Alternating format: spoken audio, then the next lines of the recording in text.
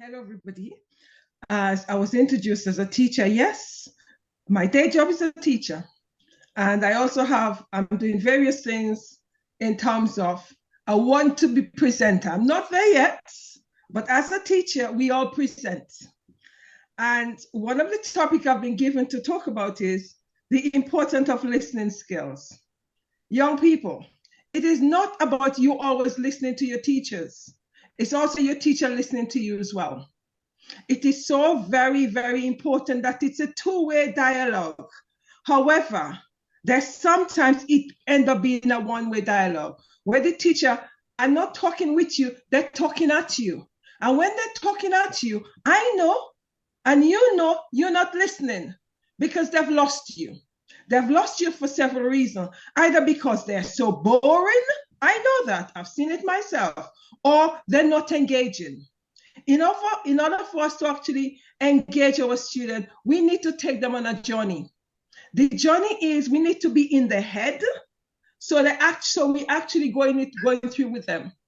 Many times teachers are not taking children, young people on a journey. The teachers are just talking and talking and talking. After 10 minutes, you've lost your students. In order to engage with your student, you need to make sure what you're talking about, the students are actually engaging with it. So therefore, you need to make connection with your students. And some teaching. Okay. Okay. Everybody, please Can you mute just yourself. mute yourself, please? Yes, Right. And some teachers, because they're not. This is what live does, right? We on live and we have all this interaction. Apologies, ma'am. That's the beauty of life. Right. Another thing is when teachers are not connecting with the students are not connecting with them. So therefore you've lost the student. So it doesn't matter what topic you're talking about. You have to make a connection so the student enjoy it. For example, one of the things I teach about is I teach psychology. I teach sociology, I teach health and social care. So those are the three, and also childcare. So those are the four main areas I teach in colleges and school. Right now I'm in a school. And as a psychologist, I know that the brain could only accommodate at least 20 and 30 minutes of any communication, especially if teachers are just talking at the students. So which means after 20 minutes, your brain's gone. It's okay, I understand that. So because I connect with my students and I'm able to see what's going on with them, I actually see when I've lost them. So therefore, I know I need to change the things around, which means I would give them a brain break and I'll say to them, okay, let's break. So I'll give them a coloring to do and then I get them back on task. It means that when I ask them questions to reflect on what I talk about, I would get quite a lot of the reflection because I've actually given them a break and I stop in the middle. So the more teachers actually talk at the children, we're not getting them. We need to engage with them. Another thing is when you're actually talking, because one of the areas, as I said, I talk about psychology, I talk about the brain. For example, let's say if I'm doing anything to do with the brain, I say to the students, we are looking at your brain. How does it connect? Not anyone else's brain. I need to make it connect with you so that you would understand what I'm talking about and you would see, and I would also get you to be listening to me. So in order for people to listen, we need to make sure that we make it connect to them, or else they're not listening. It's like when we do group work exercise, I say to the students, I want you to be in the activity, not out of the activity. You have to be part of the activity so that you enjoy it and you're able to put across the topic, right? That's when we actually talk about poetry. It's like you being in it. That's what teaching is all about. The students being in the subject. So they feel part of it. So as being part of it, you're going to be able to express it. And that's how content of any topic should be taught.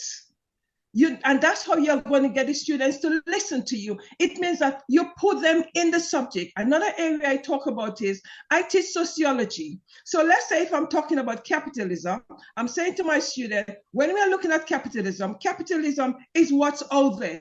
is the competition, it's, you know, what is expected of you, etc. So I'm saying to them, you need to look around and see how it connects.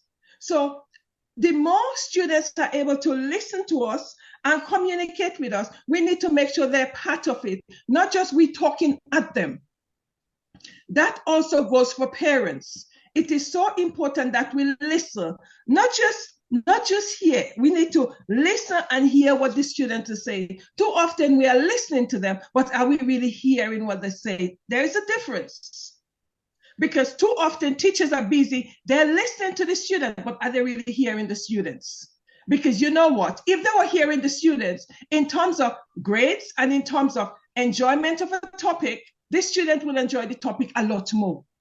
Because these teachers are not hearing the student, they're just listening because they're too busy giving through the information and not observing what the students is taking in. It is so very important. And it is so, you know, we also needed to realize that we do not talk at our students. We need to talk with our students. Too often the mistake teachers make all the time is you are talking at the student. They're human beings as well. We need to engage them in the dialogue. The more we engage them in the dialogue, whatever topic we're talking about, the more we're going to get the enjoyment and the more we're going to get them on task with us. Because talking at the student is a no-no. So therefore, you will not get them to listen. You think they're listening. Ask them a question 3 minutes later.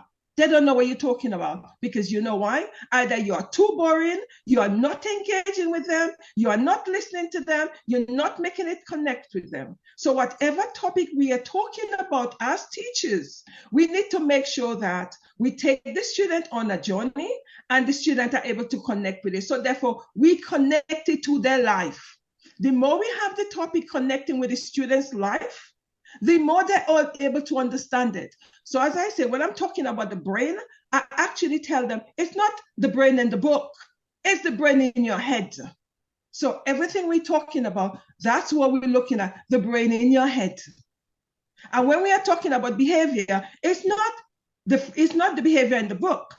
It's your behavior or someone else's behavior you might observe. So how could we connect that behavior?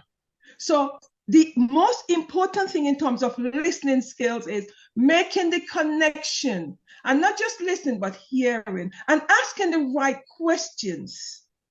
Asking the questions that connect with these young people so that they actually feel that you are valuing them. You think they are important.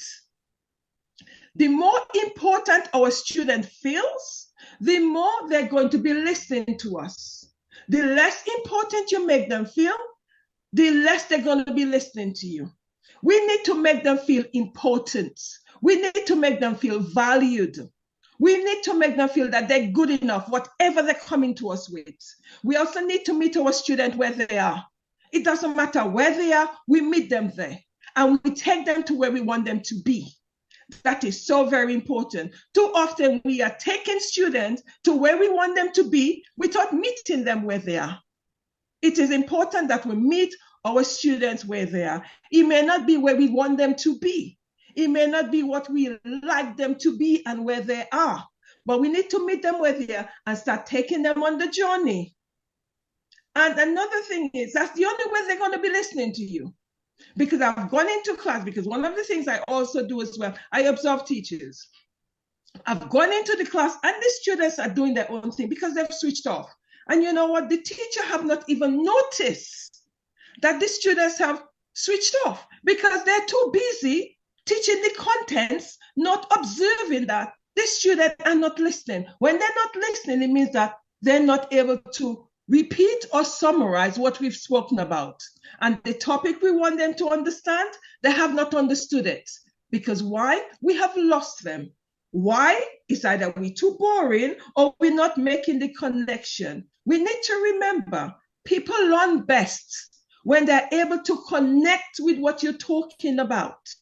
So if I want my students to connect and understand, I need to make sure that if I'm talking about capitalism, if I'm talking about the brain, I also have to make it connect to them.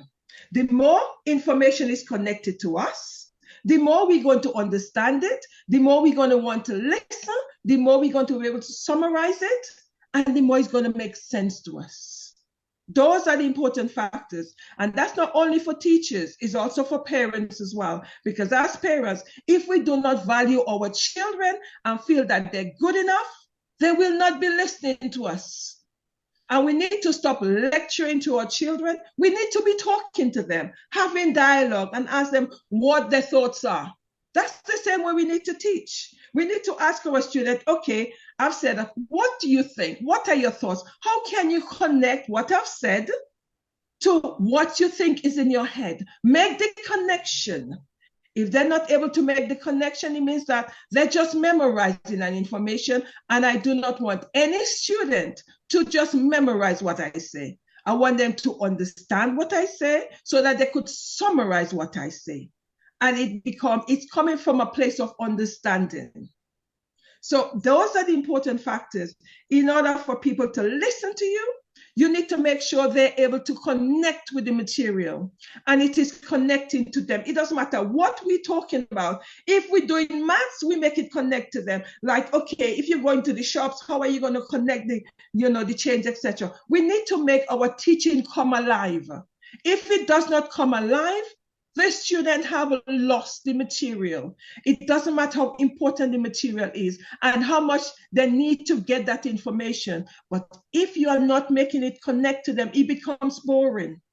And I know for myself, I've been into lecture where it is so boring, I've switched off. Because you know why? The speaker is not reading the audience and not taking that audience on a journey. Because when you take your audience on a journey, the audience is connected. They could see themselves in the material because they need to visualize.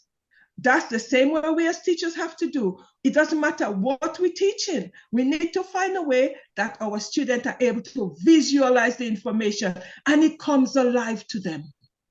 There's sometimes you might find that you may not be able to express and explain it as good as the next door neighbor. Ask the students next door neighbor to, okay, you two discuss it. Because when my students do group work, I say, hold on, you guys need to discuss it because you don't know the experience your peer might have. They might have an experience where it is valuable to the topic that we're discussing. So that's why you need to not just hear them, listen to them and listen to where they're coming from. Those are important factors. Teachers need to listen to their students as much as the students need to listen to them. Because when we don't listen to our students, we lose our students. Which means that you cannot expect students to listen to you when you're not listening to them. You need to listen to them so that you know that where the gaps are, what the gaps you need to fill, and what they did not understand in the lesson that you've just taught. So listening skills is a powerful, powerful skill. It's not only for our students. As I said, it's also for us. I think it's even more for us than for our students because we need to listen to what they're telling us. And when we're hearing it, we're hearing what they're not telling us as well, because that's important, especially post-COVID time. We need to be listening what the students are not telling us in words. Because there's so many things they're telling us, and when we're not listening, we are missing it. Because they're explaining it to you, but because you're not listening to the words and visualizing the words in your eyes, etc., you're not hearing what they're telling us. Because not all the time they're able to tell us exactly what's going on with them. We need to be listening enough so that we are picking through the gaps. So we know what is happening there. So we're able to fill the gaps, because some students may not be able to tell us everything they need to tell us. We need to be listening so much. So we're picking up even the little minute things. So that's important. It's important for a teacher and a parent. Forget about the students listening to you. You need to be listening to them much more than they're listening to you. Because only then could you be able to support them in the things that they have not said to you verbally. But because you're listening so much, you are hearing the things that are meant to be said. It's important. So that's what I want to leave you guys with. The power of listening and what it does to our young people. It makes them feel valued. It makes them feel good enough. It makes them feel that they're worth it. It makes them feel important. It makes them feel that someone is listening to them. And that is so, so, so important. Because I've gone into schools where the students are saying to me, Miss, you're the only one that understands us. Really? Because some teachers are not listening enough to hear the things they're meant to say. It's important that we listen, not just listen, but hear what the students are saying, the young people are saying to us. That is important. You know, teachers are too busy. Oh, this student haven't listened. This student's not listening. But are you really listening to them? Do you know why they're not listening? Your lesson is too boring.